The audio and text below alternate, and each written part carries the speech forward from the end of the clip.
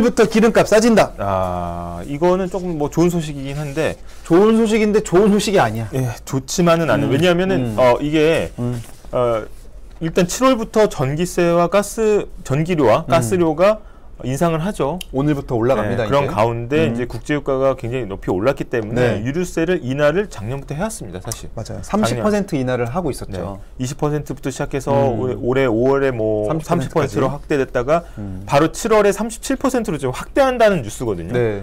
그래서 이제 약간 경유 같은 경우에는 뭐 30몇 원, 그다음에 휘발유 같은 경우에는 리터당 한 57원, 6원? 57원 정도. 네, 57원 정도가 추가로 좀 아낄 수 있다고 하긴 합니다. 그래서 일단 7월부터는 이제 유류세가 인하가 확대된다. 라는 소식이고, 다만 그런 포인트가 하나 있어요. 이게 유류세는 인하해줬는데 왜 기름값은 계속 오르냐. 그 얘기 지금 데드크로스님이 하셨었거든요. 네, 그래서 싸지는 거 좋아하네. 7월 이전에 비축한 기름은 다 써야 내리는 건데 이렇게 또 말씀하셨거든요. 여기서 가장 중요한 포인트는 각 주유소별로 이 지금 넣고 있는 기름이 7월 달 기름인지 6월 달 기름인지는 아무도 모른다는 거죠. 그렇죠. 그렇기 때문에 실제로 이 자영 주유소의 경우에는 이 가격의 결정 권한을 누가 가지고 있습니까? 사장님들이 가지고 있는 거예요. 네, 사장님들이 가격을 결정할 수 있고 그 책임하에 파는 거기 때문에 실제로 유류세 인하분을 제대로 반영했는지 안 했는지를 잡아내기는 사실상 굉장히 어렵다라는 거죠. 네. 그래서 이 점을 좀 같이 봐야 되는데, 이게 유류세 인하가 기름값 싸졌구나. 물론 소비자 입장에서는 뭐 50원이라도 싸지면 좋죠. 네. 근데 문제는 이게 싸진 게 아니거든요. 이 나라가 거둘 세금을 안 걷는 겁니다. 네. 그럼 싸진 게 아니라 비싼 기름을 세금을 주고 산 거나 동일한 거예요. 그렇죠. 조세 지출이라고 볼 수 있는데 그렇기 때문에 사실은 조세 부담은 장기적으로 늘어날 수밖에 없다. 그러니까 정부가 지금 돈을 풀고 있는 겁니다. 이 말을 바꿔 말하면 차 없는 분들은 손해보는 걸 수도 있는 거예요. 그렇죠. 차 없는 분들이 낸 세금의 일부가 차 가진 분들에게 보조금처럼 50원씩 지급되는 그런 형태라고도 볼 수 있는 부분이고, 네. 결국 정부가 돈을 많이 쓰게 되는 게 결국은 그걸 어디서는 메꿔야 되지 않겠습니까? 그렇죠. 그러면 세금이 인상될 수밖에 없다라는 거고. 그래서 좋으면서도 좋지 않은 소식이라는 게 바로 그런 이야기예요. 지금 말씀드린 순간 이제 새로운 닉네임 스티브 킴 외국인 스티브. 저도 어느새 매일 출근길에 듣고 있는데 매번 좋은 정보 감사드려요. 조민호님 라이브 처음이에요. 처음 오신 분들한테 박수 한번 아낌없이 드려야죠. 지금 시옷 이응님은 목이 메이시는 분이네요. 네. 잘 보고 있습니다. 이러면서 오타를 또 내주실 정도로 감격이 목에 차오를 때 오타가 나죠. 네. 지금 터틀쉽 터집님이 차가 없으신 분인가 봐. 내 돈! 이러면서 지금 소리를 또 지르셨어요. 네.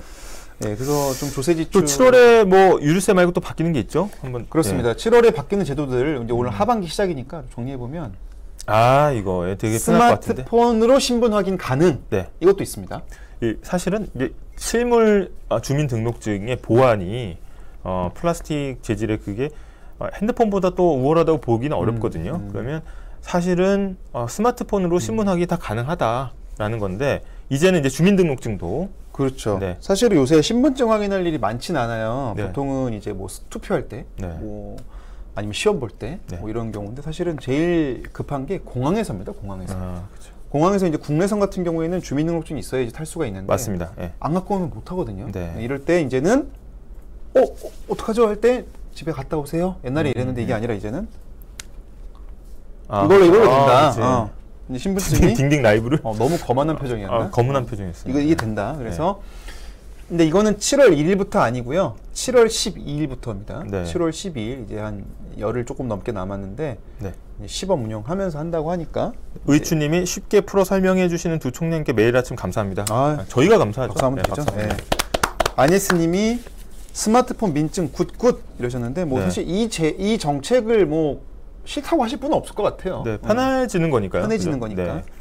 그래서 이런 변화가 하나 있다. 그다음에 자, 이거 저희가 잠시 후에 또 부동산 얘기 살펴보긴 할 텐데, 대출 규제가 오늘부터 또 좀 달라집니다. 달라지는데 한쪽은 풀리는 것도 있고 한쪽은 조이는 것도 있는데, 여기 얘기했듯이 이제 DSR 규제 같은 경우에는 이제 소득 대비 얼만큼 이자나 원리금을 갖고 있느냐. 예를 들어서 100만 원의 소득이 있는 사람이, 내가 월급이 100만 원이야. 월급이 100만 원이야. 근데 빚이 있어. 근데 이제 일정 원금하고 이자를 갚아 나가야 돼요, 매달. 그렇죠, 매달. 그러면은 그 중에 40만 원 이상 갚으면 대출 더 이상 안 돼.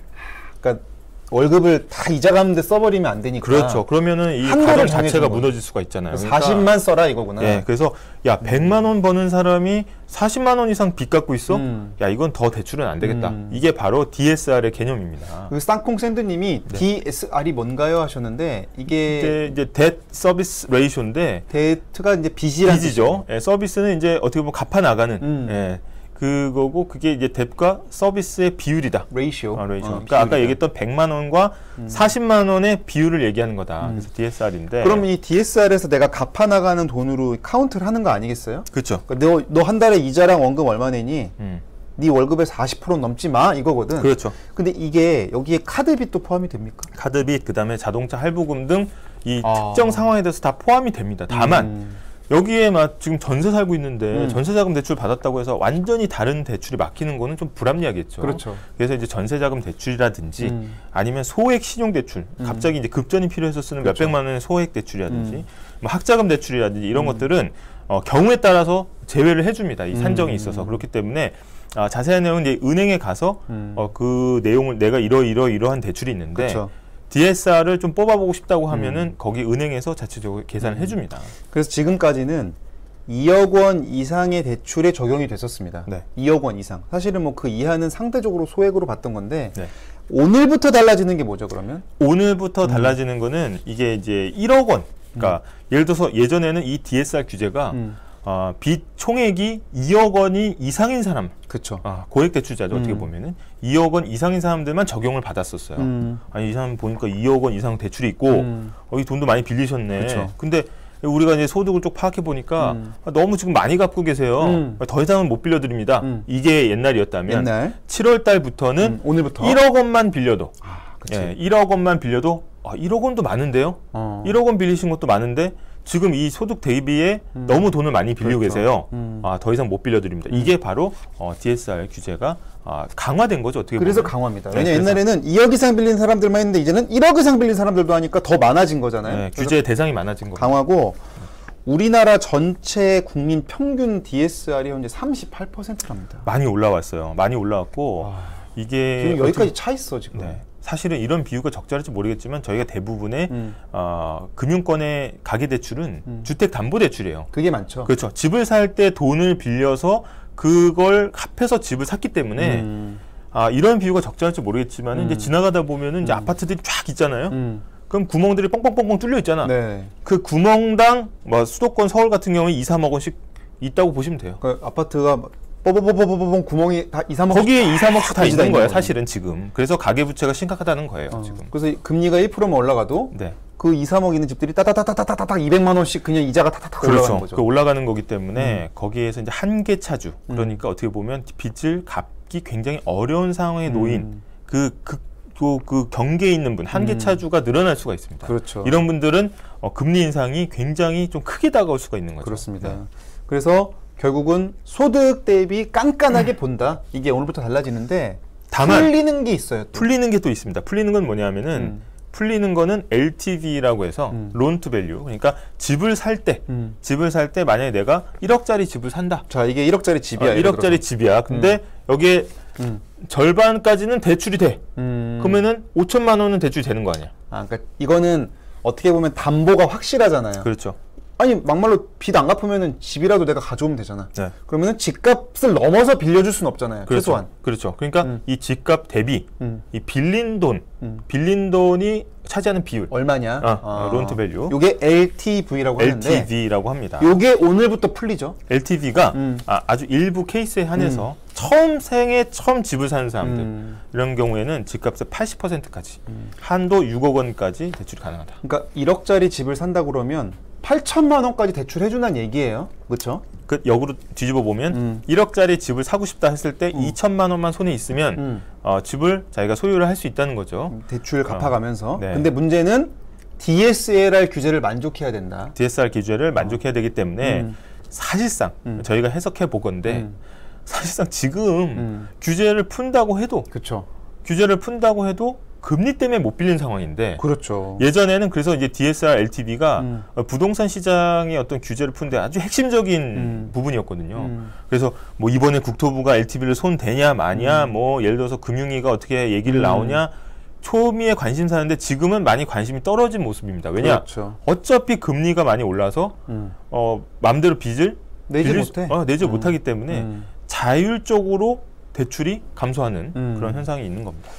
아니 그래서 이게 처음에 이 제도를 설계할 때 사실 이게 작년 대선 공약에도 나왔던 건데 청년 대책의 일환으로 좀 이게 제시가 됐던 거예요. 왜냐하면 청년들이 집을 처음 살 때 대출 많이 해줄게 이건데 근데 대출 많이 해주면 뭐하냐 이거지. 그렇죠. 소득 기준을 40%를 걸어놓으면 너 월급이 100만 원이면은 40만 원 그렇죠. 이자밖에는 빌릴 수가 없잖아요. 그렇기 때문에 이게 유명무실하다는 비판이 처음에 그래서 나왔던 거고요. 게다가 이게 어떻게 보면 아니 그 청년층 지금 갓 사회에 첫 발을 디딘 사람들은 사실 소득이 갑자기 많을 수는 없잖아요. 당연하지. 초봉은 낮으니까. 초봉은 낮잖아. 초봉은 낮으면 DSR 규제할 때 바로 걸리는 거예요. 예를 들어서. 그렇죠. 그래서 어떻게 보면은 이제 지금 규제의 방향, 전환 방향은 상대적으로 고수입자, 고소득자, 게다가 이제 자산이 규모가 어떻게 보면 꽤 있는 분들의 어떻게 보면 한해서 숨통이 좀 트이는 측면이 있는 거고, 그렇죠. 뭐 그분들이 뭐 집을 사는 게 나쁘다는 얘기가 아니라 어찌됐든 이 사회 첫발에서 집을 가장 실수요하는 이 청년층에 대한 규제 완화는 아니다. 그런 얘기. 그래서 그런 비판도 있었다. 근데 사실 지금 금리가 올라가는 게 사실은 우리나라의 어떤 잘못이나 정책의 문제 때문에 올라가는 건 아니고 전체적인 뭐 전쟁이랄지 이 미국의 상황이랄지 이런 것들이 다 맞물려 가고 있는 측면은 분명히 있습니다. 그래서 정부도 굉장히 난감한 상황일 거예요. 난감한 상황이고 정부는 사실 두 가지 마음을 가지고 있습니다. 제가 이제 경제부 출입을 하다 보면은 두 가지 마음을 가지고 있어. 어떤 마음이죠? 집값이 너무 고공행진하잖아. 지지율이 떨어져요. 서민들 못 살죠, 당연히.